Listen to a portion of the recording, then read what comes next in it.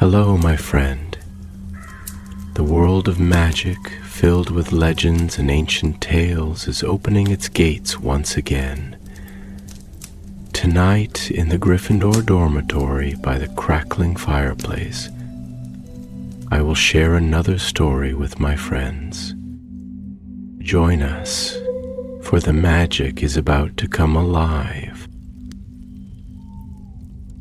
In the shadowed hollows of the Scottish Highlands, hidden behind ancient wards and mists that befuddled muggles and magical folk alike, stood the towering, time-worn spires of Hogwarts School of Witchcraft and Wizardry. It was spring, and though the snow had melted from the steep roofs and frozen lake, the chill still lingered in the stone halls, whispering secrets through the corridors like the castle itself remembered things the students never would. Among the hundreds of witches and wizards who roamed its staircases and classrooms was a boy named Callum Warwick, a fifth year in Gryffindor with hair the color of chestnut bark and eyes the deep gray of a thundercloud. He was neither the brightest in his year nor the boldest, but he had one quality that set him apart. He could not leave a mystery alone. Where others turned away from locked doors, Callum fetched his wand. When others ignored old portraits, muttering in forgotten dialects, he leaned in and listened. It was during one of these inquisitive evenings that everything began. The sky was a navy sheet speckled with starlight, and the wind over the towers carried the smell of damp stone and forest pine. Callum had accepted a dare, a simple one, by Gryffindor standards. All he had to do was sneak up to the top of the astronomy tower at midnight, place a toad there, borrowed unwillingly from the care of magical creatures' pens, and bring back proof. But when Callum crept up the spiral staircase that led to the observation platform, the toad squirming in his robe pocket, he noticed something odd. A low hum echoed through the stones. Not quite sound, but not silence either. It came from behind a tapestry, one he'd never paid much attention to before. The woven image showed a silver-bearded wizard in starry blue robes, his hand raised as if casting a spell that never finished. Beneath him, stitched in faded gold, were the words, "Merlinus Ambrosius, the first enchanter." Curious, Callum pressed his palm to the cold wall behind the tapestry, and the hum grew louder. Something inside him, curiosity, courage, perhaps both, told him to pull the tapestry aside. Behind it, dust-slick stone revealed the outline of a door. No knob, no keyhole, just stone. "Alohomora," he whispered. Nothing. He tried again, this time placing his hand to the center of the door. It lit beneath his palm, a sigil blazed faintly for a moment, like moonlight through clouds, and the stone shivered. A soft grinding filled the air as the hidden door slid inward, revealing a narrow staircase curling downward into the heart of the castle. He glanced behind him once, unsure whether to go on. The toad croaked angrily in his pocket. All right, Callum muttered, tucking his wand between his fingers and descending. The stairs were steep and cold, and the air grew strange, warmer than the rest of the castle, tinged with a scent he couldn't quite name. Old parchment, burning herbs, and something electric. At the bottom, he stepped into a chamber that did not belong to any known part of Hogwarts. The ceiling was domed and glimmered with constellations that shifted slowly, unnaturally. In the center of the chamber stood a stone pedestal, upon which rested a wand. It was longer than any wand he had ever seen, nearly 16 inches, made of ancient yew so dark it looked black, and it pulsed faintly with light from within. Surrounding it were inscriptions, carved in deep, spiraling patterns. Too old to read, too intricate to forget, Callum approached slowly. The wand called to him, not with words, but with a tug in his chest, a pressure behind his eyes, as though it remembered something he didn't. And then, against every warning his mind offered, he reached out and touched it. The moment his fingers brushed the wood, the room exploded in light. Callum cried out and stumbled back, the wand clattering to the floor. A sound like breaking glass echoed through the chamber. Not ordinary glass, but something older, magical. When the light dimmed, the constellation's ceiling had gone dark. The pedestal had cracked down the center, and the wand, it had changed. A long fissure ran through its body. One half glowed faintly, the other flickered like a dying star. Callum backed away in horror. He had broken it.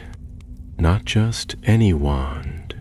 The inscription on the pedestal had shifted now, revealing new words in bright, burning runes. The wand of Merlin. Once broken, never whole again. Panic roared in his ears. He ran, back up the stairs, past the tapestry, down the tower, through empty halls. By the time he reached the common room, the toad had escaped. His robes were singed, and the portraits along the corridor stared at him as if they knew.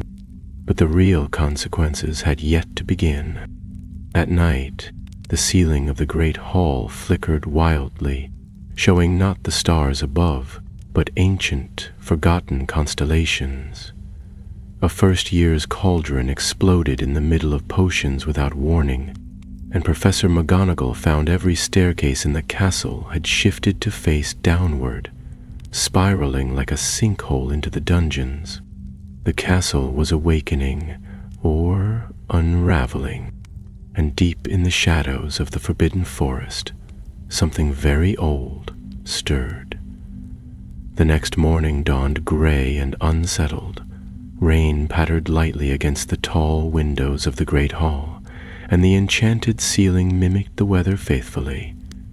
Though spring had come to the Highlands, the mood at breakfast was anything but fresh. Murmurs passed from table to table like flocks of restless birds, eyes darting to the flickering ceiling, to the nervous movements of the staff at the high table, and especially to the now infamously misbehaving staircases. Professor Flitwick had nearly been trapped for an hour the night before, the stairs looping in a maddening circle that dumped him twice outside the Slytherin common room.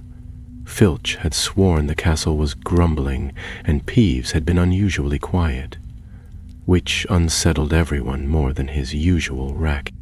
Callum Warwick sat at the Gryffindor table, hunched over a bowl of porridge he had no interest in eating. He hadn't slept. Every time he closed his eyes, he saw the crack slicing through the wand, heard the hiss of splitting magic, and felt again that awful weight. The terrible knowledge that he had broken something ancient, powerful, and sacred. Across the table, Sam Bletchley, the boy who had dared him to climb the astronomy tower, was bragging to anyone who would listen about how Callum had probably chickened out. Callum didn't correct him. Let them think he'd failed the dare. The truth was far worse.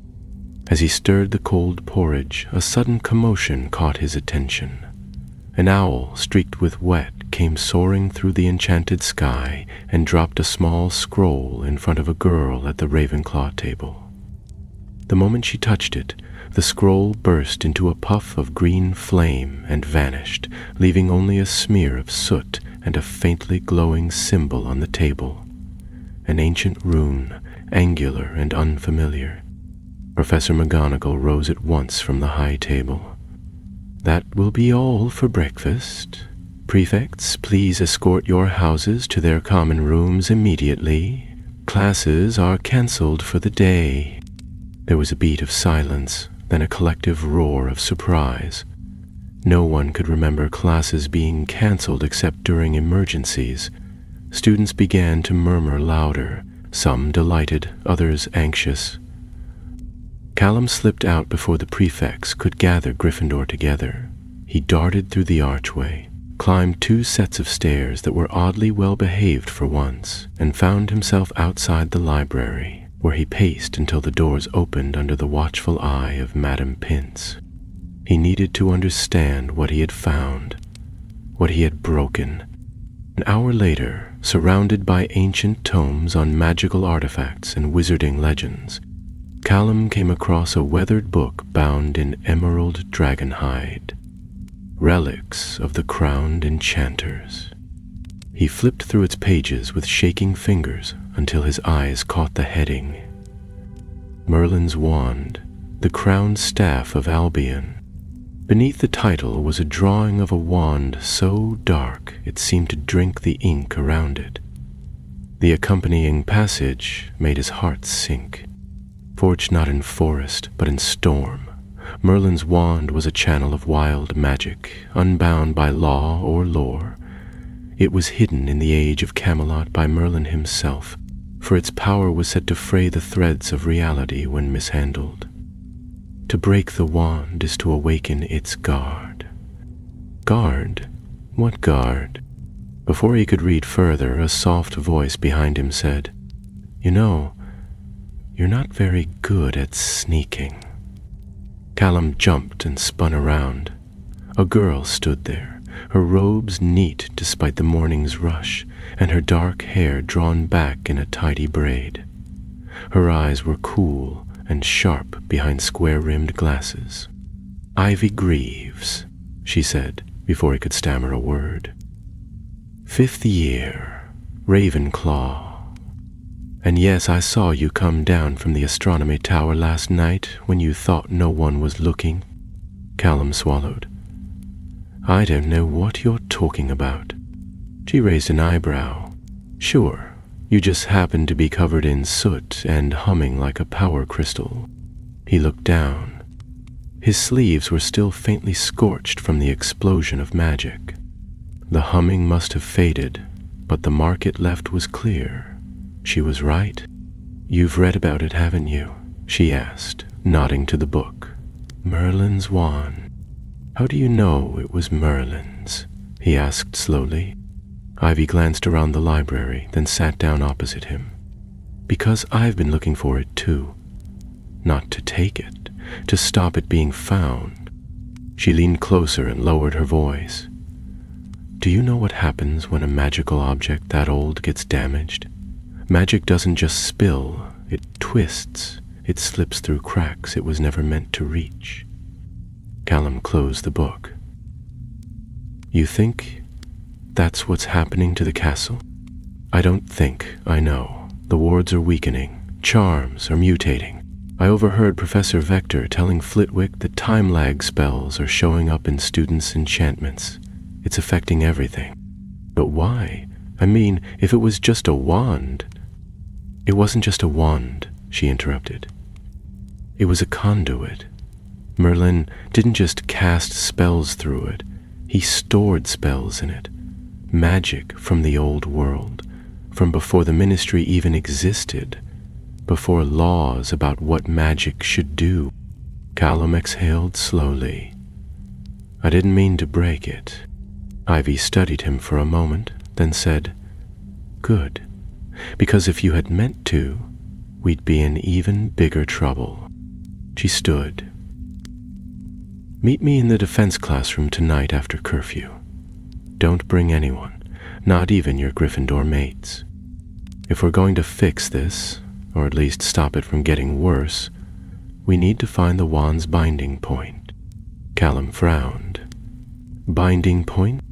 Every relic of that level has one. A tether to something stronger.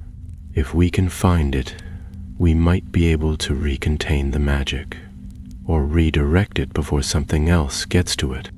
"And something else?" She didn't answer, only gave him a meaningful look. Then she turned and walked away, her footsteps barely audible on the carpeted stone. Callum remained at the table, staring down at the book. Deep in the forbidden forest, far from the wards of the castle, something pawed at the soil beneath a gnarled black tree. It had waited a long time for this. Magic as old as the roots of the world pulsed again. The seal was broken. The wand's guard had felt it, and it was hungry. The clock struck 11, and the castle had long since quieted. The torches lining the corridors had dimmed to a sleepy flicker, and even the ghosts were scarce, drifting through the halls as though hesitant to stir the unnatural stillness that had fallen over Hogwarts. Somewhere far off, a door creaked of its own accord, and the portraits along the north tower whispered in languages forgotten by time. Callum moved carefully through the corridors, his wand gripped tight in his hand, the map of Hogwarts folded and hidden inside his robe. Not that he had the famous Marauder's map, it had long vanished after the war, but a less enchanted, hand-written one he had painstakingly assembled over 5 years. It showed him enough to avoid the usual rounds of Filch and Mrs. Norris, though of late even the caretaker seemed rattled by the castle's change in temperament. He reached the defense against the dark arts classroom just as the clouds outside split with a soft growl of thunder. The door creaked open at the slightest push, and Ivy Greaves stood within, already poring over a parchment she had unrolled across one of the desks. Lit only by the glow of her wand, her face appeared pinched in thought, eyes narrowed behind her glasses. "I half expected you not to come," she said without looking up. Callum stepped inside and shut the door. "I've made enough of a mess already. If there's a chance to fix it, I'll try." She nodded, tapping her wand once against the parchment. Ink flared to life, illuminating the faded blueprints of the castle's foundations. Designs few students ever saw. "This is from the restricted archives. I found it 3 years ago while researching enchanted architecture. Most people think Hogwarts was founded with the 4 founders' magic and nothing else, but look here." She pointed to a section near the castle's heart, beneath the main keep. There, almost hidden among the stonework and wards, was a sealed circle inscribed with a sigil that matched the one Callum had seen in the chamber beneath the astronomy tower. "That's the binding point," Ivy said. "It's older than the school itself. I believe Merlin constructed it when he buried the wand here, long before Hogwarts was ever built atop the hill. The founders must have known. It's why they chose this place." Callum frowned. "But why hide the wand? Why not destroy it if it's so dangerous?" Ivy shrugged. "Some magic can't be destroyed, not by normal means. Merlin may have believed the wand would be safer hidden, protected by enchantments and time, but now that it's cracked, its magic is leaking into the castle, and worse, it's waking something." Callum leaned over the map. "How do we get there?" "That's the problem," Ivy admitted. "This chamber isn't accessible by stair or passage. It's sealed by a protection charm keyed to ancient bloodlines and time-locked magic. But I think we can slip through if we find the proper magical current, an energy flow that runs through the old wards. There's only one place left where the ley line is still stable." "Don't say the Forbidden Forest," Callum muttered. She gave him a grim smile. "Of course it's the Forbidden Forest." Callum groaned softly and leaned back against the wall, running a hand through his hair. "Brilliant, absolutely brilliant. First I break Merlin's wand, now we're sneaking into the one place every professor tells us to avoid or die horribly." "I never said it would be easy," Ivy replied.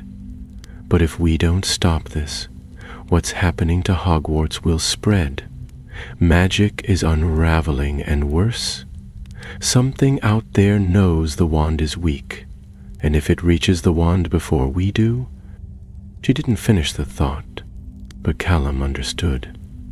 Whatever had been sleeping beyond the bounds of the school, whatever had once been kept in check by the sealed wand, was stirring now, and it would not wait politely at the gates. They agreed to leave the following night. The day passed slowly. Classes remained cancelled. and word had spread that the staircases were refusing to obey even Professor McGonagall's commands. One had deposited a seventh-year Hufflepuff into the kitchen fireplace. Spells were misfiring in unpredictable ways, simple levitation charms lifting entire desks instead of feathers. No injuries yet, but nerves were fraying. The staff remained tight-lipped, though Callum noticed several professors conferring in corners with worried expression. He spent the afternoon gathering what he could for their venture, a spare wand just in case, an invisibility hood borrowed from the Gryffindor supply chest, and 2 potions he'd pinched from the 4th-floor infirmary, one for healing, the other for magical exhaustion. Ivy brought a parchment that could track movement within a 100-foot radius, enchanted boots resistant to hex terrain, and a compass charmed to detect residual spell work. Between them, they had a fair chance, if nothing went wrong. Night came again, cloaking the castle in silence. They met at the edge of the courtyard just before midnight, hoods up, packs slung over their shoulders. Neither spoke much as they crept through the main doors and descended the slope toward the forest. The path was slick with dew, and the trees loomed ahead like the walls of some ancient fortress. As they reached the tree line, Ivy paused, holding out the parchment. A faint dot blinked near the center of the forest. That's where the current's strongest. It'll lead us to the binding point. Callum looked at the dark mass of trees. "You're sure?" "No," she said. "But it's the best chance we've got." They stepped beneath the first branches, and the forest swallowed them whole. The moment they passed the edge, the air changed. It was thicker, cooler, alive with rustling that had nothing to do with wind. Strange shapes moved just beyond the reach of their light, and the trees pressed close, whispering in a language older than English. Somewhere deep within, a soft howl rose and was answered. They pressed on. Twice they were forced to hide. Once from a centaur patrol, arrows drawn and eyes glowing in the dark, and once from a roving shadow, a shape that slid along the ground like a snake without a body. Callum's breath caught in his throat when it passed by, and even Ivy looked pale as it vanished into the trees. Finally, after what felt like hours, they reached a clearing. At its center stood a ring of ancient stones, each carved with runes so worn they were barely legible. Ivy's compass spun madly in her hand before shattering. "This is it," she said, voice hushed. "This is the entrance." Callum approached the stones, his wand raised. "How do we open it?" Ivy didn't answer. She was staring at the ground. He followed her gaze and felt his stomach drop. The earth was scorched in a perfect circle, and at the center lay the remnants of what had once been a creature of the forest. Twisted, blackened, and still smoldering, it had been torn apart by magic, ancient, wild magic. Something had already come this way, and it had gone below. Callum stared at the scorched earth in silence, his breath misting faintly in the cool night air. The creature's remains were unrecognizable, but the shape was enough to suggest it had once been a unicorn, or perhaps something like it. Whatever it had been, it was clear that no ordinary spell had done this. The way the body had twisted and withered, the smell of raw magic still thick in the air. It was the work of something far older than anything they were taught in class. "We're too late," he said quietly, gripping his wand tighter. "Maybe," Ivy murmured, her eyes scanning the perimeter of the stone circle. "But if it's gone below, that means the seal was broken. We might still get down there, we just need to be careful." She stepped forward and began tracing the edge of the ring with her wand. The runes, long dormant, began to glow a pale blue as her wand passed over them, and faint lines of energy crackled across the stones. At the center of the clearing, the ground began to tremble. A low groan of ancient stone shifting echoed into the trees. With a sudden lurch, the grass within the ring shuddered and fell away, revealing a spiral staircase carved of black stone descending into the dark.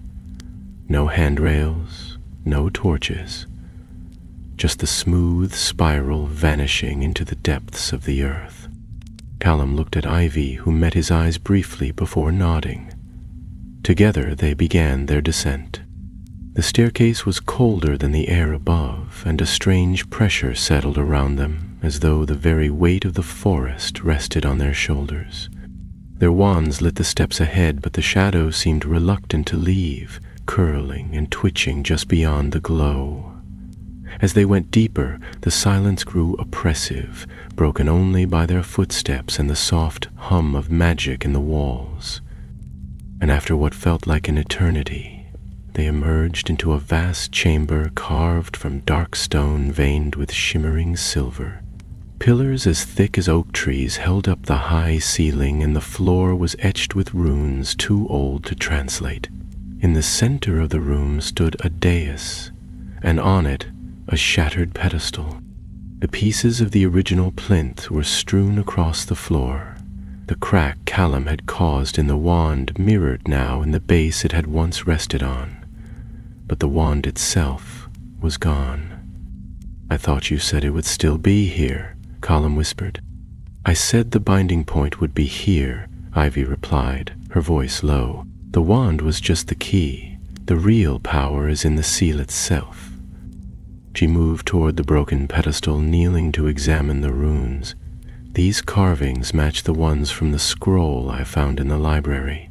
They form a seal meant to keep magical essence contained. But it's decaying. Look, here and here, the enchantments are fraying." Callum approached cautiously, glancing around the chamber. The air was thick with the smell of something burnt and metallic. "So, if the seal's broken and the wand's gone, what's stopping whatever was trapped down here from escaping completely?" "Nothing," Ivy said, straightening up with a grim expression. "Or rather, someone's keeping it in check for now, but they're losing the fight." As if summoned by her words, a sound echoed through the chamber, a low, scraping whisper, like claws dragging across stone. Both students turned as a figure stepped from the shadows beyond the columns. It was a man, or what had once been a man, cloaked in tattered robes that shimmered like heat on pavement. His skin was pale and drawn tight across his bones, and his eyes glowed faintly blue beneath a heavy brow. In one hand he held a long staff of twisted ironwood, and on his chest glinted a brooch shaped like a closed eye. "I warned them," the man said, his voice like dried leaves blowing over stone. "I told the founders not to build the school above the seal. They thought it would protect the world. They were wrong." Callum raised his wand instinctively, but the man made no move to attack. Ivy stepped forward, keeping her voice steady. "Who are you?" "I was once called Hob," the man replied with something like a weary sigh. "I am the last warden of the seal. It was my duty to guard the binding point, to keep the wild magic below from finding its way into the world above. But the wand has cracked, the seal is breaking, and soon, very soon, the obsidian circle will rise again." Callum felt a chill ripple down his spine. The obsidian circle? I've seen that name before, in a book about forbidden cults. "A cult?" Hob said with a bitter smile. "Yes, that's what the ministry would call them. But they were once Merlin's disciples, followers of the old ways, before magic was bound by law and spell books. They believed in unshaped magic, raw, endless, dangerous. When Merlin sealed his wand, he sealed their future too. But they have waited, hidden for centuries, and now one of them is within your school." "What?" Ivy stepped forward, Someone at Hogwarts? Hob nodded slowly.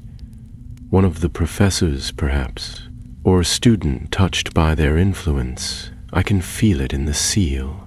Their presence, feeding the crack, hastening the unraveling. If you do not find them and stop them, everything Merlin tried to protect will be undone.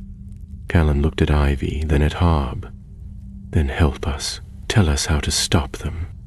I am bound to this place, Hob said, a shadow crossing his face. But I can offer you one truth. The wand is not wholly broken. The magic it holds can be reclaimed, rebound to a new seal, but only by one who carries the spark of wild magic. That spark does not come from books or bloodlines. It comes from intent. He turned to Callum. Why did you take the wand? I didn't mean to, Callum said, his voice faltering. I was curious. I didn't know what it was. And yet it let you touch it, Hob said. That is not nothing. He raised his staff, and the shattered pieces of the pedestal trembled, lifting slightly from the floor before settling again. There is still time, but not much. Take this. From the folds of his robe, Hob drew a shard of crystal, no larger than a feather quill, glowing faintly green. This is a memory shard. It contains the last spell Merlin cast through the wand. Use it wisely. Ivy took the shard, wrapping it quickly in a scrap of cloth. What now? Callum asked.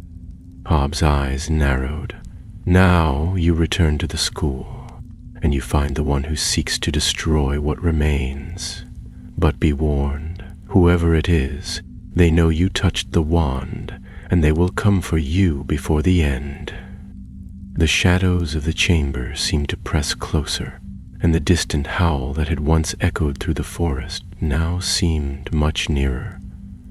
The climb back to the surface was long and silent. The shadows seemed to cling to them more tightly now, as though something unseen followed close behind, watching with unseen eyes.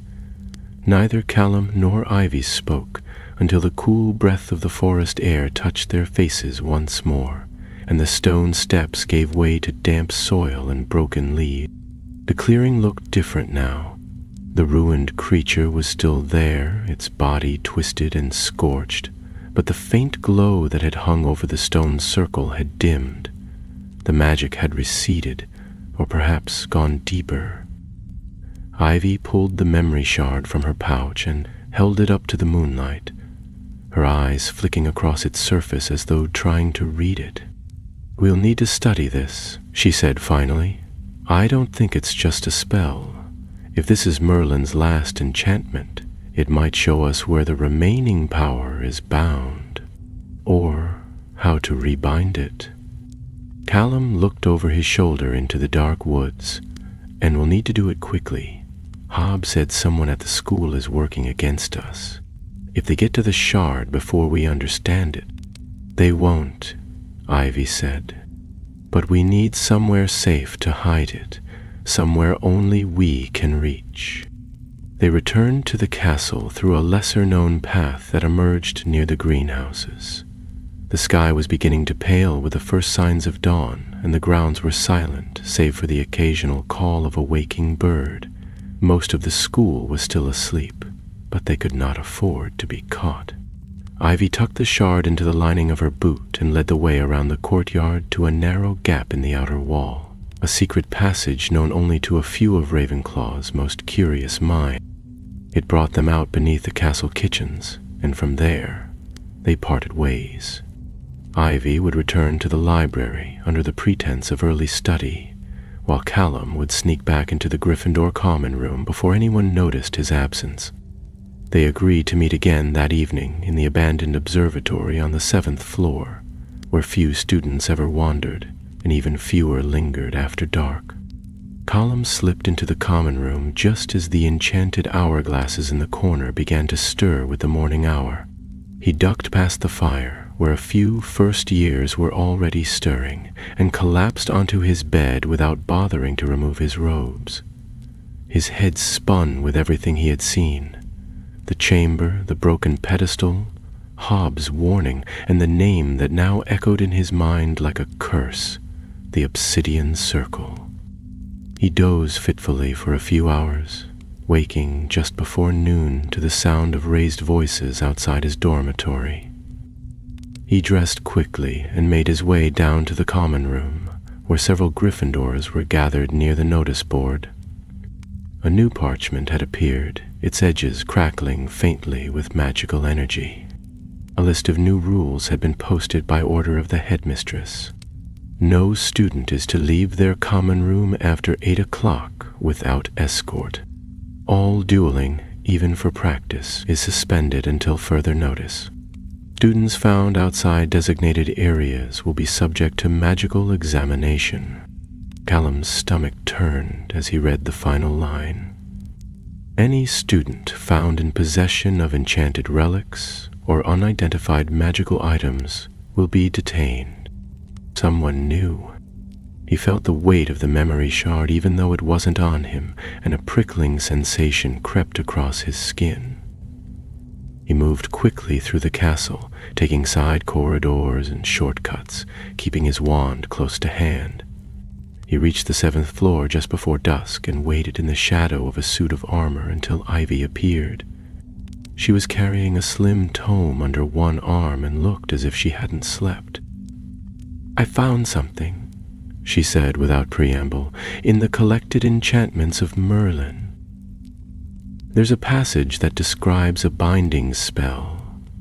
One meant not to trap a creature or person, but a concept, something formless, power itself."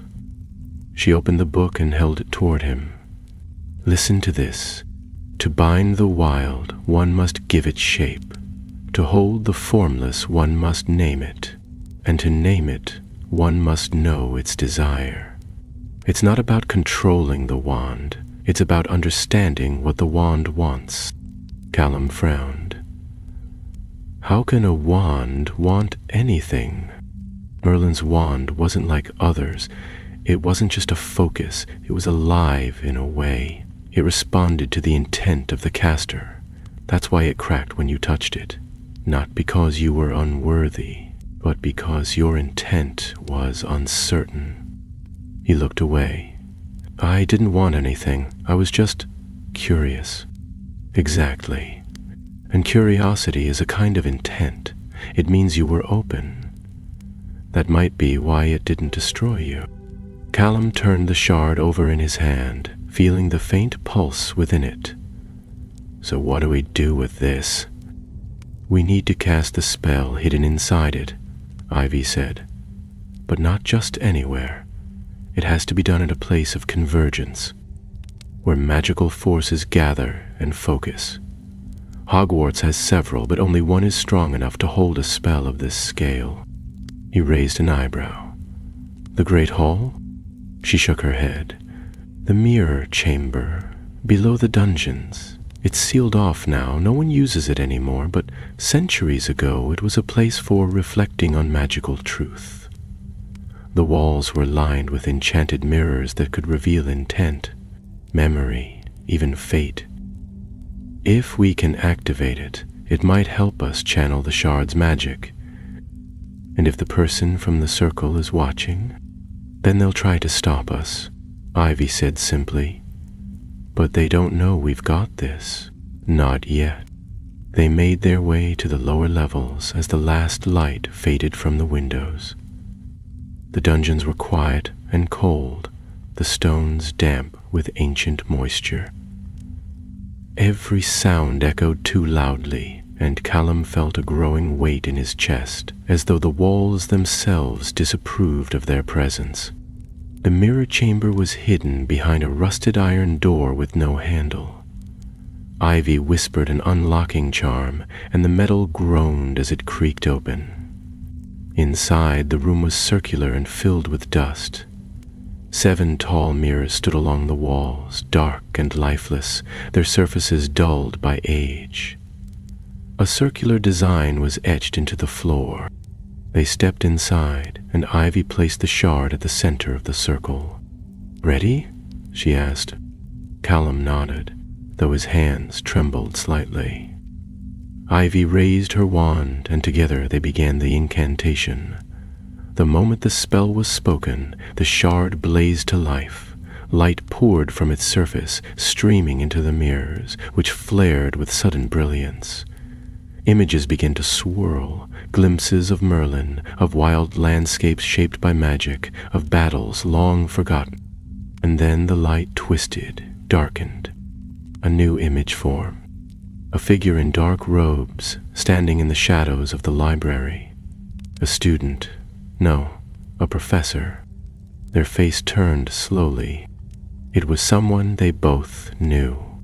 Before either could speak, the mirrors shattered. The sound of the mirrors breaking was unlike anything Callum had ever heard. It was not the ordinary shatter of glass, but a kind of echoing crack, as though the very fabric of the chamber had fractured. Light flared from the ruined frames, then died with a hiss, leaving only shards scattered across the stone floor and an unnatural silence thick with magic. Callum staggered backward, shielding his eyes from the flying fragments. When he looked up, Ivy was already crouched beside the remains of the memory shard, which now lay inert, its glow extinguished. "It worked," she said breathlessly. "We saw them." "But only for a moment," Callum replied. "We didn't get a name." "No," she said, her eyes dark with thought. "But we saw enough. The robes, the shelves, that was the library. And the person, he wasn't a student. He moved like someone older, someone who knew what he was doing." Callum nodded slowly, mind racing. The face had been partially shadowed, the image distorted by the enchantment's collapse. But there was something unmistakably familiar about the figure, the way he stood, the slight tilt of his head. He had seen that posture before, though he could not yet place it. "Why did the spell fail?" he asked. "It was working. We were so close." "I think it was disrupted," Ivy said, brushing her hand over the edge of the rune circle. "Look here. There's a flaw in the inscription. Someone's tampered with it. It's been weakened. You think they knew we'd try to use the chamber? I think they've been preparing for this for longer than we realized."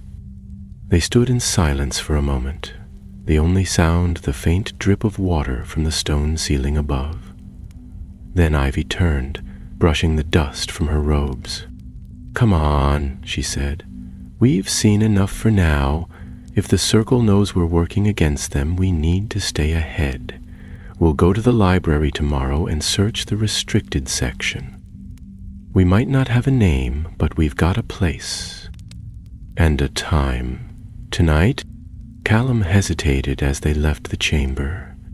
Behind them, the broken mirrors stood like dark sentinels, their silence somehow accusing. Whatever had just occurred, it had stirred something. The castle felt it. He could feel it too. The following morning brought little relief. A heavy fog had rolled in over the lake, and the windows were gray with condensation. The school was restless. Word of the magical anomalies had spread beyond the walls of Hogwarts now, and an official notice had been posted outside the Great Hall declaring that Aurors would soon arrive to conduct a routine investigation into disturbances of magical nature. Callum sat quietly at breakfast, pushing toast around his plate as voices buzzed around him. Whispers about ghosts acting strangely, about time spells reversing, about the entire charms corridor vanishing for half an hour during the night.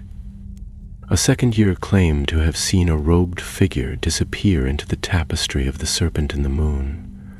No one believed her. Callum wasn't so sure. After lessons, he and Ivy slipped into the library. Madame Pince was distracted with a pair of Ravenclaws attempting to uncurse a stuck book, and they took the chance to sneak into the restricted section. Ivy had brought the fragment of the memory shard, which still held a trace of Merlin's magic, and she used it to reveal hidden titles. The shelves shifted, and a slim volume emerged from the wall. It was bound in leather so black it appeared to drink the light, and stamped with a sigil they both recognized. The same rune that had glowed in the astronomy tower the night Callum first found the wand. "The Codex Obscura," Ivy whispered, brushing dust from the spine. "A collection of forbidden magical philosophies. Most of these were written by outcasts and radical enchanters. But look at this chapter." She opened the book to a passage titled "The Echoes of Albion." A diagram spread across the page, an ancient map of Britain marked with 7 nodes, one of which sat directly beneath what would become Hogwarts. The accompanying text described a system of magical gates known as the 7 Wells, hidden beneath key sites of power. Each well was said to house an echo of the old magic, wild, formless energy that could shape or unmake reality depending on the wielder's will. Merlin's wand was the key to one of the wells, Ivy said, her voice low. "The seal we saw, it wasn't just a prison, it was a lock. But if one were to open all 7 wells," Callum didn't need her to finish the sentence. "It would tear the magical world apart, or remake it completely." They read on. The Obsidian Circle, once disciples of Merlin, had splintered after his death. Some followed the principles of balance, preserving the seals and protecting the wells. Others, radicals, sought to break the locks, believing that only by releasing the full power of wild magic could the world be truly free. The conflict had led to the first great schism in magical society long before the founding of the Ministry, and ended with the Circle's dissolution, or so history claimed. "They've survived," Ivy said. "In secret, waiting for the seals to weaken. And now that Merlin's wand is broken, they're trying to finish what they started." Callum stood suddenly, glancing toward the arched entrance to the library. "We're not safe here. If they know we're looking, they'll try to stop us." "We'll go tonight," Ivy said, carefully closing the book and slipping it into her satchel. "Back to the astronomy tower, the original seal chamber. If the Circle is trying to break through again, it will be there." They left the library as subtly as they had entered, but neither of them noticed the shadow that lingered near the farthest shelf, nor the gleam of eyes that watched their every move. Night came swiftly, and with it a storm. Thunder rolled over the castle like the voice of some ancient thing roused from slumber, and rain lashed the windows with furious abandon. Callum met Ivy beneath the grand staircase, and together they climbed, their cloaks soaked before they reached the upper corridors. The tapestry of Merlin was already fluttering in a breeze that had no source, and when Callum pressed his hand to the wall behind it, the stone once again shivered and slid aside. The staircase was darker this time. The light from their wand seemed weaker, and the air grew thick with a scent like burning herbs and cold metal. The chamber below had changed. The ceiling no longer showed constellations, but a swirling vortex of silver and shadow. The pedestal was gone, replaced by a circle of standing stones, and in the center, hovering above the floor, was the wand. It was whole again, or nearly. The crack still ran through it like a vein of lightning, but it no longer looked broken. It pulsed with a slow, steady rhythm, as if breathing. "We're not alone," Ivy whispered. From the edge of the chamber, a figure stepped into the light. It was Professor Whitaker, the Defense Against the Dark Arts teacher. He looked unchanged, calm, precise, always a little too polished, but his eyes now glowed faintly with blue fire, and the brooch at his collar shimmered with the shape of a closed eye. "You were clever," he said, his voice echoing strangely. I wondered which of the students would find the seal first. I admit, I didn't expect it to be you. Callum felt his blood go cold. You're part of the circle. I am the circle, Whitaker said, stepping forward. And soon the wand will be mine. Professor Whitaker advanced slowly, the folds of his cloak brushing the smooth stone floor without sound. His wand was nowhere in sight, but the magic around him was unmistakable, dense, electric, and ancient. Callum felt it in his bones, in the fine hairs that stood at attention on his arms. The air itself seemed to recoil from the man, as if it too recognized something terribly wrong. I thought the circle died centuries ago, Ivy said, her voice steady though her hand tightened on her wand. Most did, Whitaker replied, his tone calm, almost conversational. The fools who clung to order and restraint. But the true vision of the circle, what it was meant to be, survived, in silence, in shadows. We waited while your kind built walls and rules, locking away what was meant to be free. But now, Merlin's final binding has cracked. The wand has spoken again, and soon the first well will open. He turned slightly, gesturing to the wand that hovered at the heart of the chamber. Even broken, it calls. Do you not feel it? It is more than wood and core. It remembers. It remembers a world before the ministry, before Hogwarts, before law. Callum stepped in front of Ivy. You're too late. We've seen the shard's memory. We know what the circle wants. Then you know how hopeless it is to stop it, Whitaker said, almost kindly. But you misunderstand one thing. We do not want chaos. We want release.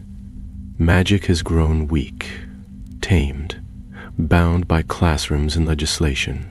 But true magic does not obey. It surges. It breaks. It creates.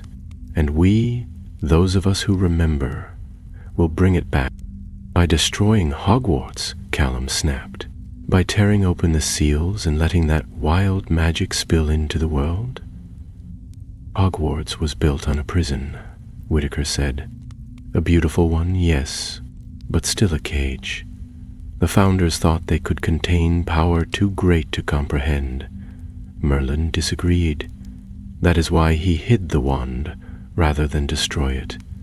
He knew it could never truly be silenced, and now its time has come again. Ivy moved subtly, placing herself closer to the edge of the stone ring. Her wand traced a faint line in the air, the beginnings of a protective charm. You're wrong. Merlin hid the wand because he feared what it could do in the wrong hands. And whose hands are right? Whitaker asked softly. Yours?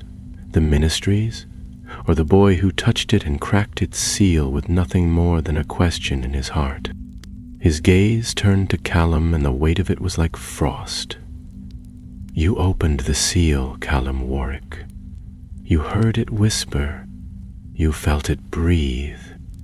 You are part of this, whether you wish it or not. I didn't mean to, but you did. And the wand recognized you. The wand in the air pulsed faintly at that, a ripple of silver sliding across its length. Ivy's eyes flicked toward it, and then back to Whitaker. If it recognized him, she said quietly, then it won't obey you. Whitaker's smile did not fade. That remains to be seen. He lifted his hand, and the chamber erupted. Stone groaned as magic surged through the room. The runes on the floor lit with blue fire, and from the shadows behind the standing stones, shapes emerged, hooded figures, their eyes glowing, their hands raised. The circle. Not legend, not memory, real. Callum reacted without thought. shouting a shield charm that deflected the first bolt of wild magic hurled in their direction. Ivy cast another, her enchantment turning aside a shadowy hex that shattered a column beside them. The wand at the chamber's center flared suddenly, its cracked core blazing with light. The energy in the room shifted. The circle faltered, just for a breath, as if the wand's magic answered not to them, but to the conflict. "Callum!" Ivy shouted. "You have to take it." "The wand, it knows you. That's what Whitaker said. If you can control it, can even hold it without—" "You can," she said fiercely. "Because you didn't want power. You wanted to understand. That's why it chose you." A blast of magic struck the stone near Ivy's feet, sending her stumbling. Callum lunged forward, heart pounding, wand in one hand, the other outstretched toward the relic hovering before him. The moment his fingers brushed the wood, a sound like wind and waves filled his ears. The world seemed to fall away. For a heartbeat he stood not in the chamber, but in a place between places, surrounded by stars, by ancient voices speaking in tones he could not understand. The wand did not burn this time. It did not crack. It hummed with recognition. Then he was back in the chamber, the wand in his hand, glowing from within. The circle cried out, their magic scattering as if struck by a gale. Whitaker staggered backward, one hand raised to shield his face. "No," he hissed. "It's not for you. You don't know how to wield it." "I don't have to," Callum said, his voice steadier than it had any right to be. "I just have to stop you." He turned to Ivy. "Help me channel it. We'll use the original seal. Rebind the magic. Now." She nodded, her eyes gleaming with determination. "We'll need a circle of focus. The standing stones. Place the wand at the center. I'll draw the runes." As Ivy began to cast the binding pattern, Callum stepped into the ring. The wand, still blazing with wild energy, pulsed in his grip. The circle surged forward, but the air between them and the ritual split with light, holding them at bay. Whitaker screamed something in a forgotten tongue, and lightning lanced toward Callum. The wand moved on its own, intercepting the spell and sending it spinning into the air. Ivy completed the final symbol, and the stones trembled. "Now," she shouted, "say the incantation." Callum's mind filled with the words. He did not know how he knew them, only that they had waited in the wand since the day it was made. The syllables burst from his mouth, not in English, but in a language that bent the air as it passed. The chamber filled with light, and for a moment everything stopped. Then the light exploded outward. The circle was thrown back, their forms dissolved into shadow. Whitaker cried out and vanished in a storm of sparks. The seal closed. The vortex above the chamber vanished. The stones went still. And the wand fell silent in Callum's hand. He sank to his knees, gasping, the power gone as quickly as it had come. Ivy rushed to his side, her expression one of cautious relief. "Is it done?" he asked. "For now," she replied. They looked around the chamber. The stones stood quiet. The air was still. The threat had passed, but only barely. "Come on," she said, helping him to his feet. "Let's get out of here before the castle decides to shift again." As they climbed the spiral stairs, the wand tucked safely in Ivy's satchel, Callum looked back once. Just once. The chamber below was still, but he thought, just for a moment, that he saw a shimmer in the air, a figure watching. and then it was gone. By the time they emerged from the hidden staircase, the storm had passed, though the air still smelled of rain and scorched stone. The corridor outside the tapestry was silent, lit only by the occasional flicker of a torch whose flame bent unnaturally, as though wary of burning too brightly. Neither Callum nor Ivy spoke at first. The battle in the sealed chamber, the surge of ancient magic, and the weight of the wand's final spell still hung over them like a lingering fog. They made their way back to the upper floors with careful steps. The castle, as if exhausted by the upheaval, had grown still again, but that quiet only made their progress more uneasy. Callum's legs ached, and his mind swam with questions. Whitaker had vanished, dispelled or destroyed, he couldn't tell, but the memory of the man's glowing eyes and his words echoed with stubborn persistence. At last, they reached the Ravenclaw Tower. Ivy paused beneath the eagle knocker and turned to him. "We'll need to tell someone. Professor McGonagall, perhaps, or someone from the Department of Magical Artifacts. Now that Whitaker is gone." "Is he gone?" Callum asked, and his voice came out more hoarse than he expected. "He disappeared, yes, but people like that don't just vanish forever, not when they've waited centuries." "I know," Ivy said quietly, "but the seal held. The wand responded. For now, that has to be enough." He nodded, not because he agreed entirely, but because he didn't know what else to do. She reached into her satchel and handed him the wand. The crack still ran along its length, a jagged seam of silver through dark wood, but the glow within had quieted. "Keep it with you," she said. "It trusted you once, it might again." Callum hesitated, then slipped it into the inner pocket of his robes. It felt lighter now, as if it were no longer fighting to be understood. Ivy gave a small smile, more weary than warm, then turned to answer the eagle's riddle. As the door creaked open, she glanced back. "We'll meet in the morning," she said. "I'll start compiling everything we found. We need a record. The circle may return, and if they do, someone will need to be ready." She disappeared into the tower, leaving Callum alone in the corridor. He stood there a moment longer, listening to the soft creaks of the ancient stones around him, then made his way back to Gryffindor Tower. The common room was dark, save for the dying embers in the fireplace. He tiptoed past the sleeping forms of his housemates and climbed the stairs to his dormitory. Only when the curtains of his four-poster bed were drawn around him did he allow himself to breathe fully.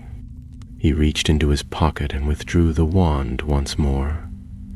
By the glow of his own wand light, he studied the crack and the slight shimmer that still danced along its edge. So much had changed in the span of 2 nights. He had gone from a student with too much curiosity to the bearer of one of the most dangerous magical relics in history. He slipped the wand beneath his pillow and lay back, eyes wide open, long after the torchlight in the corridor had faded. Sleep came late, and when it did, it brought dreams.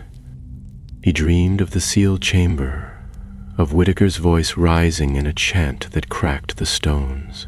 He saw the circle gathering again, this time in a great hall made of obsidian, beneath a sky of smoke. He saw Ivy's face, determined and grim, standing at his side, and at the heart of it all, he saw the wand, whole and bright, burning like a star, and heard it whisper his name. The morning brought sunlight at last, clear and pale through the high windows. Students shuffled through the corridors, speaking in hushed tones, their voices tinged with wonder and fear. Rumors swirled about the shattered mirrors in the dungeons, the brief appearance of strange robed figures, and the sudden disappearance of Professor Whitaker, who it was claimed had received an urgent summons from the ministry and left without warning. Only a handful of people believed that story. Callum met Ivy in the library. She had taken over a secluded table in the back corner and already had several books spread before her. A scroll of parchment lay half-filled with her meticulous handwriting, and beside it sat the Codex Obscura, closed and wrapped in protective charm wards. "I spent most of the night writing," she said as he sat down opposite her. "If anything happens to either of us, there needs to be a record." Callum nodded. "I dreamed of the wand, of the circle. It felt real." "Dreams like that often are," she replied, "especially when tied to relics of power. The shard's magic might have left an echo in you. Merlin's enchantments were never meant to fade completely." He glanced around. The library was quiet, but not empty. Several students were studying, and Madame Pince watched them all with her usual hawkish stare. "Do you think the others are still here? The rest of the circle?" Ivy nodded. "Yes, and they'll be careful now. Whitaker moved too soon. They won't make that mistake again." "Then we'll have to watch. Listen, be ready." She passed him a small bundle. "Notes, sketches of the seal chamber, translations of the runes. Take these, study them when you can, and keep the wand hidden. We still don't know why it chose to mend itself for you. I didn't choose it." "No," Ivy said, "but magic often chooses on its own."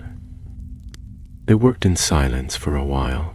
Outside the windows, spring sunlight warmed the stones of the courtyard, and a light breeze stirred the ivy growing along the towers. The castle seemed calmer. The staircases had returned to their usual mischief, and the great hall's ceiling once again reflected the proper sky. But beneath that peace, Callum felt something else. Not danger, not immediately, but a pressure, as though the world itself was holding its breath. By evening, the official word had reached them. The ministry had indeed arrived, their arrival confirmed by the presence of 3 unfamiliar witches in deep green robes, who moved briskly through the corridors, speaking in clipped tones to the professors.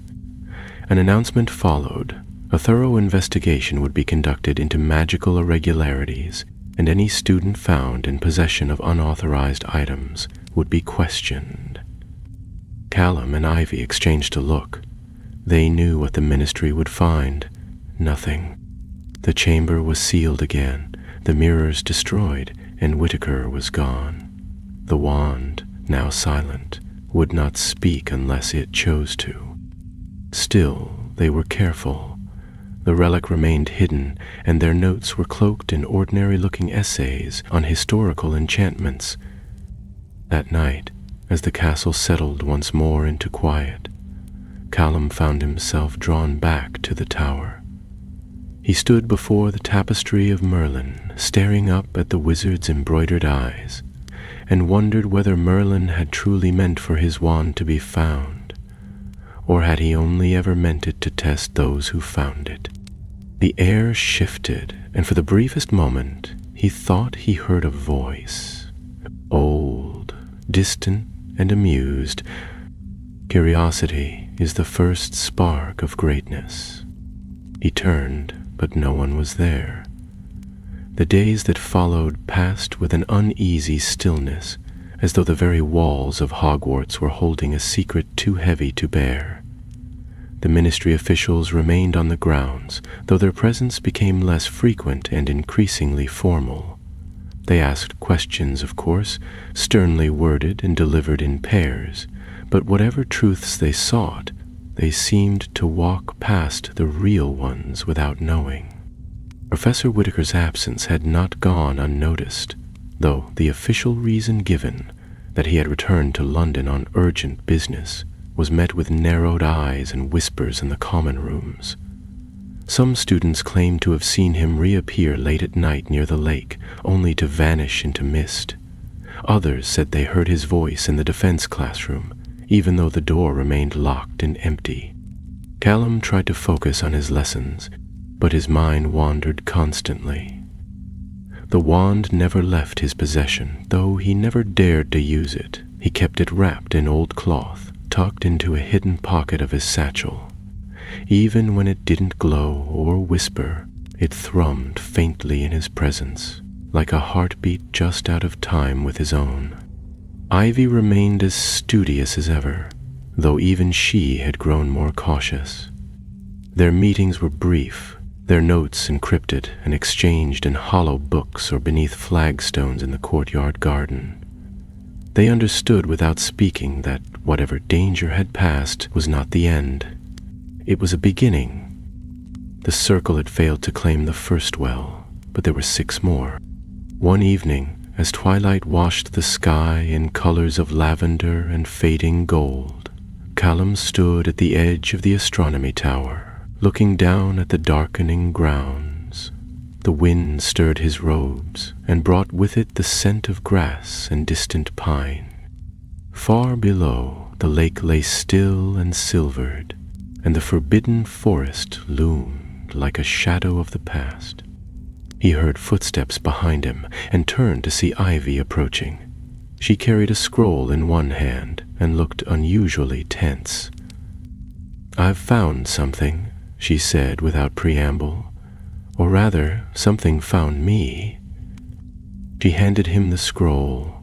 Its wax seal was black and unfamiliar, marked with a symbol Callum recognized instantly: the closed eye. He broke the seal with careful fingers. Inside, the parchment held no words, only a map. 7 marks, each glowing faintly with enchanted ink. One was Hogwarts, another near Tintagel, a third deep in the Scottish Highlands. The rest were scattered across Britain like stars fallen from a constellation. "The 7 wells," Ivy said quietly. "This isn't a message, it's a warning, or a summons." Callum frowned. "How did you get it?" "It was delivered to my bedside table. No owl, no magic I could trace. I woke and it was simply there." He turned the scroll over, but the parchment was blank on the back. The ink on the front pulsed once, then faded, leaving the page blank. "They know who we are," he said. "They're watching." "Zephyr might be trying to test us," Ivy replied, "or frighten us into silence. But either way, it means they aren't done." Callum looked down at the grounds again, the vast expanse of land that surrounded the school, and beyond that, the whole of the magical world. The wand, now resting at his side, pulsed once against his robes, as if stirred by the map's enchantment. "We should take this to McGonagall," he said.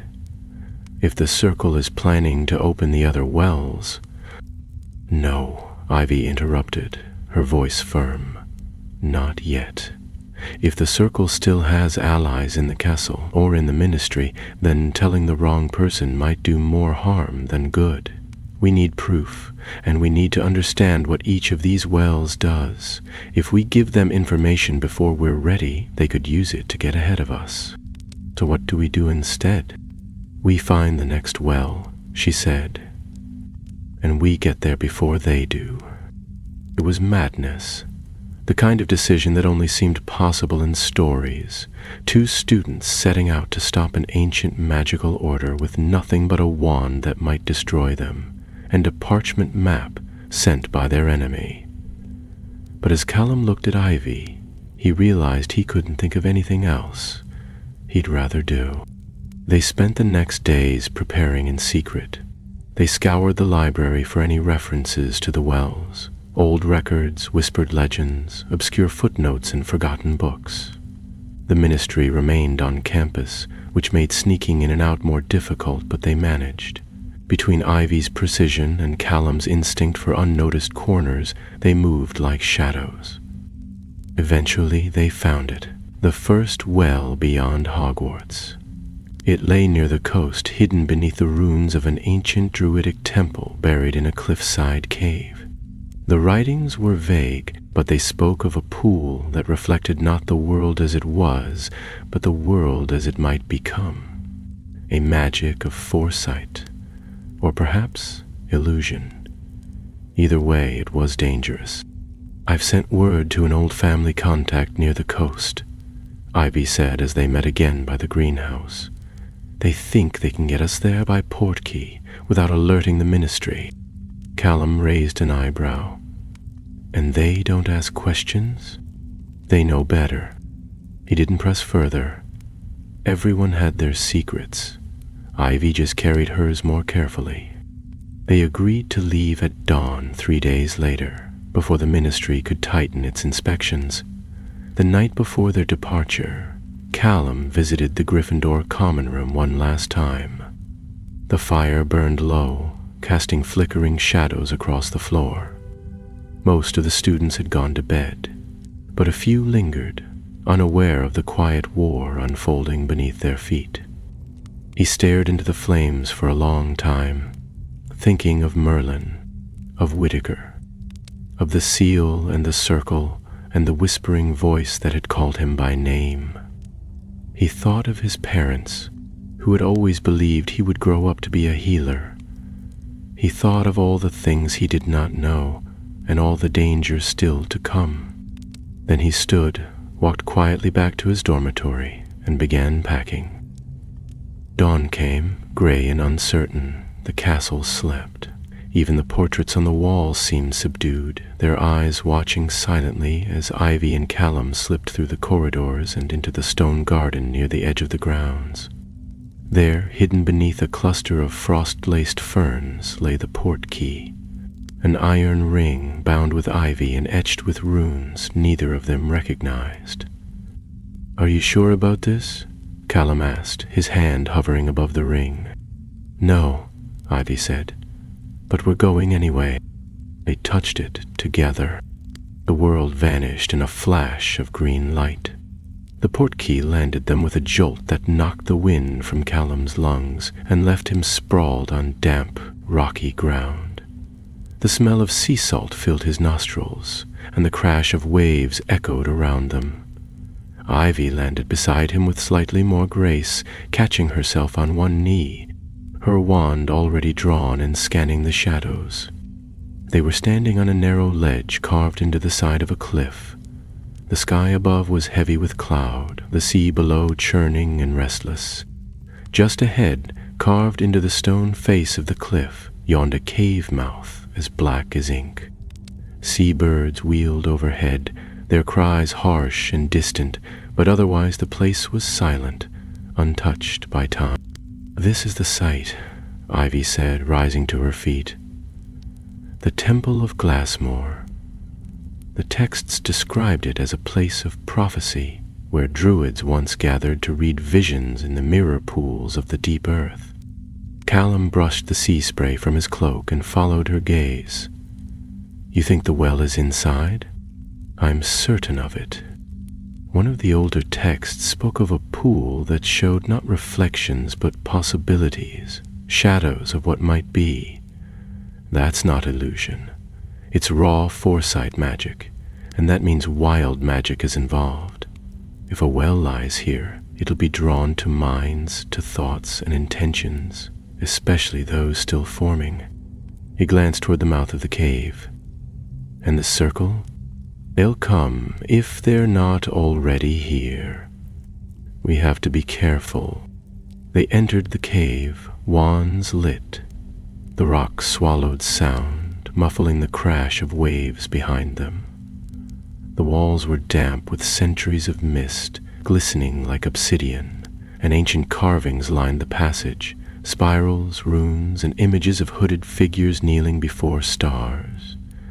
The air grew colder as they descended, and with every step the light from their wands seemed dimmer, as if the darkness resisted being pushed back. After a long descent, the passage opened into a vast chamber. It was circular, the walls marked with symbols that shimmered faintly, their glow pulsing like the rhythm of a slow, steady breath. At its center lay a pool of perfectly still water, so dark it looked like a hole in the world. Callum stepped forward, his eyes drawn to it despite himself. "It doesn't reflect anything," he whispered. "No," Ivy replied, stepping beside him. "It shows what could be, not what is. Look closely." Callum leaned forward, and as he stared into the water, images began to flicker. His own face, older, eyes hard, wan, raised in anger. Hogwarts in ruins, its towers broken and swallowed by forest. Ivy standing alone on a cliff's edge, the wind tearing at her robes, wand falling from her hand. The images passed like smoke, each vanishing before he could truly grasp it. He drew back sharply. "It's too much," he said, his voice rough. "It's showing things I don't want to see." "That's how the well works," Ivy said. "It doesn't lie, but it also doesn't judge. It only reflects the paths that might come to be, and the choices that could lead to them." She knelt by the edge, pulling a small vial from her satchel. "I'm going to collect a sample. If we can study it, we might understand the magic that binds the wells, and how the circle intends to use it." But as she lowered the vial into the pool, the surface rippled, not from her touch, but from something deeper. A low hum filled the chamber, and the runes along the wall flared brighter. Callum backed away. "Something's coming." Ivy stood quickly, clutching the sealed vial. The air had changed, heavier now, charged with a pressure that pushed down on their shoulders. From the far side of the chamber, shadows began to twist and stretch, taking shape. 3 figures stepped forward, cloaked in black, faces hidden beneath deep hoods. At their center walked someone unhooded, a tall witch with silver-streaked hair and cold gray eyes. "I was wondering when you two would arrive," she said, her voice smooth as flowing water. "We watched your work at Hogwarts with great interest." Callum raised his wand, Ivy following suit. "You're with the circle." The woman nodded, almost amused. "I am Isolde Vane, and you, Callum Warwick, are far more important than you understand." "I'm not interested in your offers," he said sharply. She smiled. "We are past offers. The wand chose you. That makes you one of us whether you accept it or not. I didn't choose it, I only found it. And yet, it woke for you," she said, taking a step closer. "The wells answer to those who hold the key. That key is not bloodline or knowledge. It is will. You have the potential to shape magic in a way few ever could." "Then why are you trying to open them?" Ivy demanded. "You saw what happened at Hogwarts. The magic nearly tore the castle apart." "Because that was only a glimpse," Vane said. "A fraction of what could be. When the 7 wells are joined, the world will reshape itself. The divisions between magical and non-magical, between species, between the governed and the governors, they will fall. A new age will rise." "At the cost of everything that exists now?" Callum asked. "Creation always follows destruction." Vane raised her hand, and the pool behind her began to churn, the dark water swirling into a spiral of light and shadow. The runes on the walls flared white, and the cave trembled. "You can't stop us," she said. "Not forever. But if you give us the wand, we'll make sure you're spared." "Honored." Callum didn't hesitate. "No." Vane sighed, as though disappointed. "Then this is where your path ends." She flicked her wrist, and the cloaked figures surged forward, spells bursting from their wands in streaks of fire and smoke. Ivy countered with a deflection charm that shattered the first volley, while Callum sent a stunning spell crashing into the nearest attacker. The chamber lit with flashes of magic, runes blazing with every strike. Vane moved with terrifying grace, her spells precise and silent. One struck Callum's shoulder, spinning him to the floor. Pain lanced through him, but he rolled quickly, narrowly avoiding a second curse. "Ivy," he shouted, "the pool! Use it!" She understood at once. With a swift motion, she hurled the vial back into the well. The liquid flared, striking the swirling water and triggering a shockwave that rocked the entire cavern. Runes shattered, stone cracked, the ground beneath their feet buckled. Vane screamed in fury, shielding her face as the pool exploded in a surge of wild light. The circle retreated, vanishing into shadow as the cave began to collapse. "Callum!" Ivy grabbed his hand, pulling him to his feet. "We have to go, now!" Together they sprinted up the passage as stone fell behind them. The cave roared with ancient magic tearing loose from its foundations. Just as they reached the ledge, the entire cliffside groaned, and the mouth of the temple caved in behind them. They collapsed on the ground, coughing, hearts pounding. The sea below churned, foam streaking its dark surface. "Well," Callum said between breaths, "that's one well the circle won't be using." "No," Ivy said, brushing dust from her hair, "but there are 5 more." They stared out at the horizon, where storm clouds gathered again, and the wind whispered of futures not yet written. The journey back to Hogwarts was silent, and for good reason. The portkey that had brought them to the cliffside temple no longer existed, shattered in the collapse, and Ivy's contact had vanished without explanation. In the end, they made the return trip in pieces, first by thestral-drawn carriage from a forgotten village road, then by foot along hidden paths, and finally by the night bus under false names and a glamour charm that made Callum look like a third-year Hufflepuff with a rather unfortunate haircut. By the time they crossed back through the gates, the sky above the castle was already turning the color of cooled ashes, and the first stars trembled faintly in the dusk. The castle stood as it always did, tall, proud, serene in its ancient silence. But Callum could not shake the feeling that something had changed.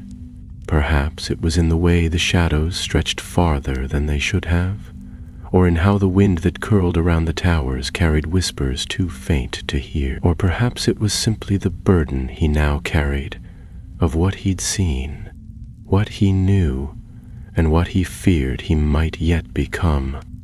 Ivy peeled away to report her fabricated whereabouts to Professor Sinstra, whose ever-aloof gaze never seemed to see more than she wished. Callum, meanwhile, made his way to the Gryffindor common room, with his hood drawn low and his satchel clutched tightly. The wand, still wrapped in its cloth, pulsed softly as he crossed the threshold and muttered the password to the fat lady, who looked half asleep and barely noticed him slip through. The common room was quiet. A few second years were playing wizard chess by the fire, and a group of seventh years argued in hushed tones near the notice board about the ministry's latest edict, banning unsupervised apparitions on school grounds. Callum ignored them all, climbed the stairs to his dormitory, and collapsed onto his bed with a heavy sigh. He lay there for a long time, staring at the red velvet of the canopy above him, and tried not to think about the second well. But it was no use. The image of Isolde Vane's eyes haunted him, sharp and certain, with the cold conviction of someone who believed entirely in what she'd said. Creation always follows destruction. He didn't doubt that she had escaped the collapse unharmed. People like her always did. The next morning arrived with a sharp chill in the air and the first hints of frost creeping over the window panes. Ivy was already waiting at their usual table in the library, her quill moving furiously across a fresh scroll of parchment. "I charted the points from the map again," she said as he sat down. "But this time I compared them to known magical convergence sites. 5 of the 6 remaining wells align with ancient ley lines, power currents that run beneath the surface of the world. If the circle opens all of them, the result won't just be more magic in the world. It will change the way magic behaves entirely. Callum frowned. What do you mean? Writing spells might not follow the laws we've come to know. Magic might act on instinct, on emotion, rather than incantation and structure. Imagine a world where your thoughts alone could trigger an explosion, or a healing charm, or worse. That's the world the circle wants. He leaned over the parchment. And the ministry still hasn't caught on? They're looking in the wrong places, Ivy said with a trace of irritation. They think they're dealing with a rogue group of dark wizards operating out of some forgotten ruin. They haven't realized this is older, deeper, and far more dangerous. Callum sat back in his chair. Then we have to stay ahead of them. Where's the next well? She tapped a point on the map. Here. Near the Brecon beacons, there's a stretch of wild land near an old Roman watchtower. According to some of the old texts, a sanctuary once stood there, a place where magical beasts gathered, drawn by some unseen force. I think the well is tied to primal magic, the kind that exists in living creatures rather than spells, which means the circle might use it to control beasts, or become them, Ivy said grimly. Some of the writings talk about shape-shifting, not the animagus spell, not learned transformation, something older, wilder. If they gain control of that well, they might become immune to detection, or worse, gain the loyalty of creatures that even aurors can't face. Callum nodded, the weight of it all settling more heavily across his shoulders. Then we go again. Ivy gave a small nod, her expression unreadable. 2 days. I've made arrangements. We'll need to go by foot this time. There's too much magical interference in the region for portkeys to work safely. They returned to their routines in the meantime, attending lessons, completing homework, and playing the part of ordinary students. But both knew it was a performance. The real work came in hidden corners, in stolen moments, in whispers exchanged behind ancient bookcases and beneath moonlit trees. On the second night, they slipped away once more. The castle watched them go, silent and still, and behind them, the towers rose like the backs of sleeping giants. The road to Brecon was long and treacherous, and as they made their way through mist-laden hills and forgotten paths, Callum felt again the hum of the wand, as though it sensed the next well drawing near. They reached the edge of the forest just before dawn. The watchtower, or what remained of it, loomed ahead, crumbling and ivy-choked, with only the lower half still standing. The surrounding glade was oddly silent. No birds sang, no wind stirred the trees. The very air was thick, like a breath held too long. "This is the place," Ivy said softly. Callum moved forward cautiously. The wand in his satchel pulsed harder now, almost urgently, and as he stepped into the glade, he saw them, creatures watching from the edge of the trees, not dark or monstrous, but strange. A unicorn, half dimmed in the mist, a centaur, bow in hand but not drawn, a winged serpent coiled around a tree trunk, its eyes glowing softly. "They're not attacking," Ivy whispered. "They're waiting." For what? I don't know. And then the earth trembled. A circle of stones, hidden beneath moss and leaf, lit up with ancient runes, and from its center rose a column of green-gold light. The well had awoken. But they were not alone. The light from the awakened well shimmered with an eerie, unnatural beauty, like sunlight through water, though it came from no sun. As it rose from the moss-covered stones, the gathered creatures did not flee. They watched. The unicorn lowered its head, the centaur stepped back, and the serpent uncoiled, weaving slowly through the low-hanging mist. All of them, it seemed, were drawn to the well, but did not dare approach it. Callum stood rooted to the spot, the wand in his satchel beginning to thrum against his side, a pulse steady and sure. Ivy's hand was already tightening around her wand, her eyes scanning the clearing. She was watching not the beasts, but the shadows beyond the light. She had seen it before, Callum had. A flicker of movement, a ripple in the mist that had nothing to do with wind. "They're here," she whispered. "The circle." No sooner had she spoken than the first spell streaked through the clearing, a bolt of deep red that cracked against a tree trunk with a burst of sparks. Ivy threw up a shield charm, the air ringing with a clash of magical force, and dragged Callum behind the largest stone in the circle. They crouched low as spells began to fly. From the tree line emerged 5 figures in black, their robes marked with the closed eye of the circle. One of them lifted both arms, and the creatures watching from the forest edge flinched, some vanishing into the mist. The unicorn turned and galloped away. Only the centaur remained, bow lowered, watching with an unreadable expression. "They're trying to bind the well," Ivy said through gritted teeth. "They don't just want to access it. They want to change it, make it serve them." Callum peeked over the stone.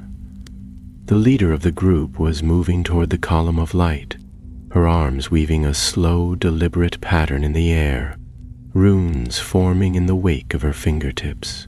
The others circled the perimeter, holding the creatures back with waves of suppression charms. The light from the well had begun to flicker. "We can't let them complete the ritual," Ivy said. "If they bind this well, it'll turn from a source of natural magic into a tool, and worse, it might corrupt the beasts. This well is linked to life magic. It could alter how these creatures think, act, even exist." Callum drew his wand. "Then we stop them. Like we did at the temple. No collapsing cliffs to save us this time," she said with a grim smile. "We'll have to do it the old-fashioned way." They moved as one. Ivy conjured a blast of bright white light that flared through the mist, momentarily blinding the circle mages.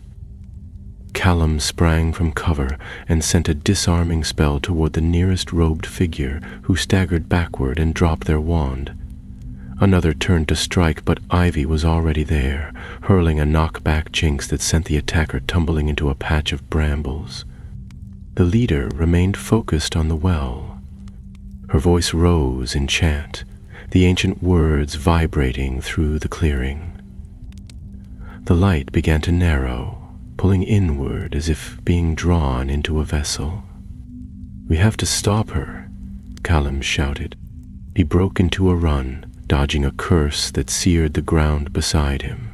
The wand pulsed in his satchel, and as he neared the circle's heart, he could feel the pressure building. Magic compressed to a point, humming with life. The leader turned her eyes on him then, and Callum recognized her. Isolde Vane. Her expression was calm, her gray eyes like steel. "You cannot stop this," she said. "It has already begun." She flicked her wand, and a wall of flame sprang up between them. Callum halted, raising his wand to shield his face. Ivy joined him a heartbeat later, breathless, a shallow cut bleeding on her cheek. "It's too strong," Callum said. "No," Ivy replied. "She's focused on the well. If we can disrupt the binding, the ritual will collapse." Callum nodded, his mind racing. The wand in his satchel vibrated again, stronger this time. He pulled it free. The crack along its body glowed faintly, and the moment his fingers closed around it, he felt the magic surge. Not chaotic, not wild, but powerful, controlled, waiting for direction. He stepped toward the flames. Ivy caught his arm. "What are you doing?" "I don't know exactly," he said, "but I think the wand does." He raised it. The flame parted before him like a curtain. Isolde's eyes widened. Her chant faltered. Callum stepped into the ring of stones and pointed the wand at the well. Images rushed through his mind. Creatures in forests, ancient druids gathered around a flame, the echo of Merlin's voice speaking in a tongue older than the castle itself. The runes of the circle's ritual shimmered in the air, ready to bind the well. But Callum saw the flaw. He whispered a single word. He didn't know it, had never heard it, but the wand spoke through him. The runes shattered. The column of light exploded outward, knocking Isolde back. The other circle mages screamed and fell, their wands torn from their hands. Ivy raised a shield charm just in time as the shockwave swept across the clearing. Callum stood at the center of it, untouched, the wand blazing like a star in his grip. The light faded slowly. The well stilled. The stone circle had been scorched, the grass charred, but the glade remained. The centaur was gone. The forest was quiet once more. Isolde Vane was nowhere to be seen. Ivy approached him, her expression unreadable. "You spoke the unbinding." He turned to her. "I don't know what I spoke, but the wand did," she said softly.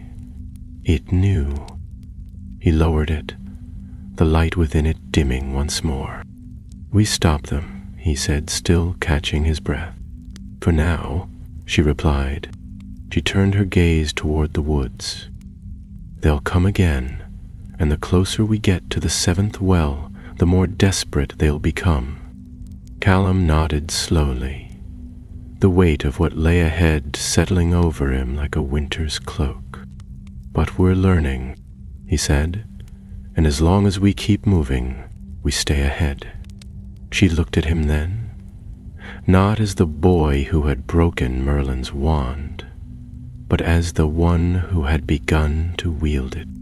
"Come on," she said, "let's go home." They stepped from the glade together as dawn broke through the mist and cast its first golden light upon the ruined stones. The last journey back to Hogwarts was quiet, not because the path was uneventful, but because neither Callum nor Ivy wished to break the strange stillness that clung to them. The road wound through lowlands and wooded hollows where the morning mist lingered like an old enchantment, softening the light and dulling the sound of their footsteps. They had succeeded. For the second time, they had reached a well before the circle could claim it, but the victory did not taste sweet. It felt more like a breath held, a reprieve earned by hours, not days. When the castle came into view at last, rising from its hilltop like a sentinel from a forgotten tale, Callum paused beneath the twisted branches of an old ash tree. The wind was rising, and with it came the faint cry of distant crows. He had seen Hogwarts every day for the past 5 years, watched its towers shimmer in morning light and vanish into storm clouds, but today it looked different, older, quieter, as though it too waited for something. They entered through the lower gates at dusk, avoiding the usual paths, and slipped past the patrolling aurors who still moved with stiff purpose through the halls. The ministry had not left, but its presence had dulled. The officials no longer pressed students for answers. They had turned their attention inward, chasing leads that never led to truth. The real danger, it seemed, lay in shadows too deep for bureaucrats to reach. In the Gryffindor common room, Callum found a new letter tucked beneath his pillow. No signature, no seal, just a single sheet of parchment with a message written in careful looping script. "We will not be stopped by children. The wand does not belong to you. It never did. You are merely holding it until we return." There was no need to ask who had sent it. The circle knew.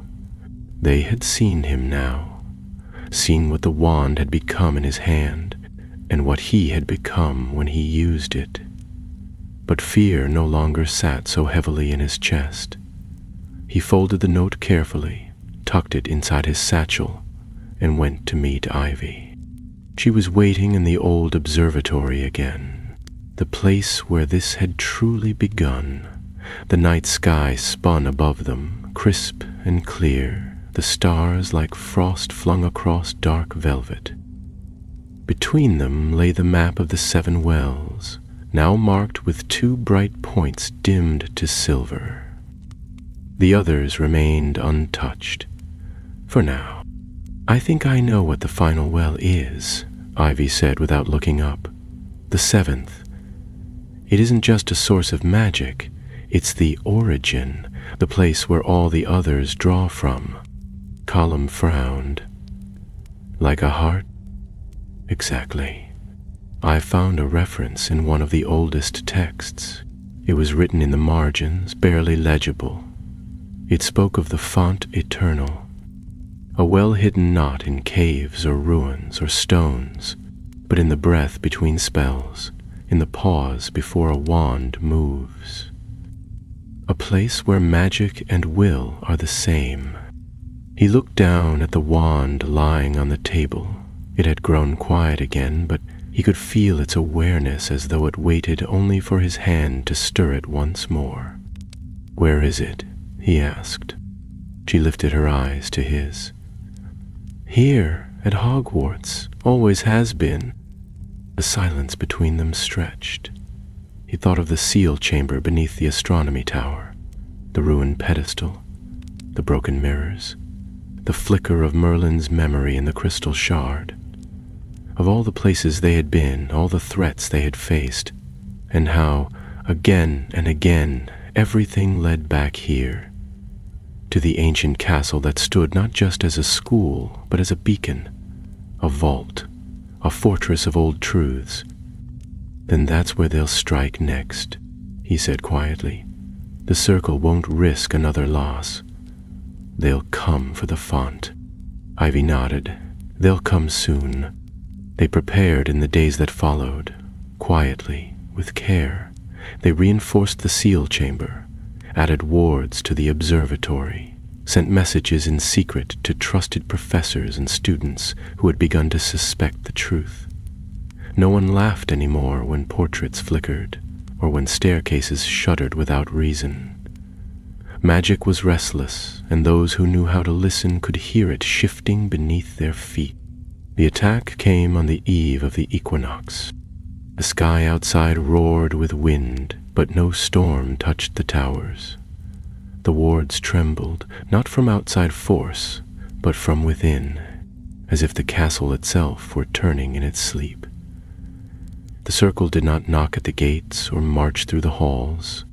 They rose from the places magic forgets, behind mirrors, beneath trapdoors, through cracks in the wards worn thin by time. They moved with purpose, dressed in silence, and made for the tower. Callum was waiting. He stood at the center of the sealed chamber, the wand in his hand, the runes glowing faintly beneath his feet. Ivy stood beside him, wand at the ready, her expression steady and unreadable. Behind them, hidden in the walls and corridors above, waited others, students, ghosts, even Peeves, who had promised to raise havoc if he saw a single robe with a closed eye upon it. The circle came. They moved like shadows, their spells swift and silent. The chamber erupted in sound and fire. A battle waged in flashes of light and the cries of ancient words. Callum moved not with fear, but with certainty. The wand did not falter. It met the magic of the circle and turned it aside. It deflected curses, unwound enchantments, and sent spells back with the weight of history behind them. Isolde Vane stood at the threshold, her robes torn, her face pale. "You cannot keep it from us," she cried. "The world must change." "No," Callum answered. but not your way. He raised the wand high, and for the final time he spoke the name of the seal, not a spell, not an incantation, but a word of binding, born from intent and shaped by truth. The font awakened. Light burst from the runes, pure and deep in gold, and the circle was cast from the chamber like leaves in a windstorm. The ground stilled, the walls stood firm, and the magic settled. When it was over, the wand lay still in Callum's hand. The crack had healed. They found no trace of the circle after that night. The ministry, alerted at last to the truth, combed the castle but found only signs of a storm already past. Whitaker remained missing. Vane had vanished.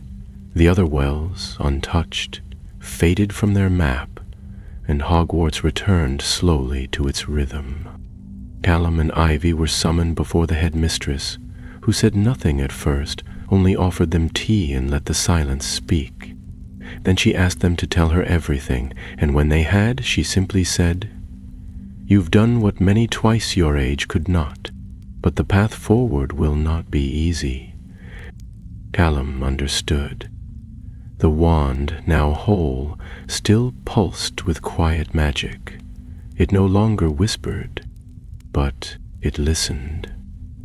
In the weeks that followed, he returned to his lessons, sat for exams, played wizard chess with first years.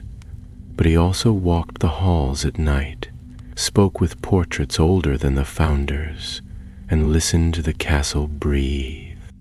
He was still a student, but he had become something more. And far away beyond mountains and fog and forgotten ruins, the wild magic slept once more, but not forever. One day, it would stir again, and when it did, the wand would be ready.